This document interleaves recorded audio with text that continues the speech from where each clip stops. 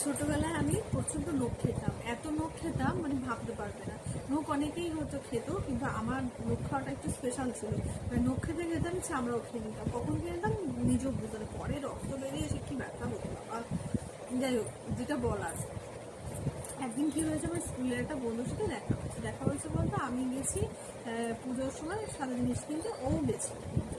তো কিনতে গিয়ে ও দেখছি কি ওর হাতে না কত বড় বড় নোট, কত সুন্দর সুন্দর নেল পালিশ কিনছে, হাতে পড়ছে, আর কি সুন্দর লাগছে দেখতে। আমার না তখন দেখে না একটু হিংসা হিংসা হয়েছে।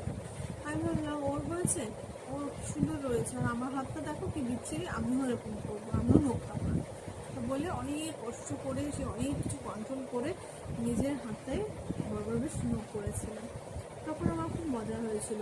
তো সেই হিসাবে ওই যে বলে না হিংসা করা খুব খারাপ, কিন্তু কি জানো, সময়টা না হিংসা ভালো, যদি ভালো কিছু হয়। হ্যাঁ, হয়তো তোমরা বলবে এটা এমন কি ভালো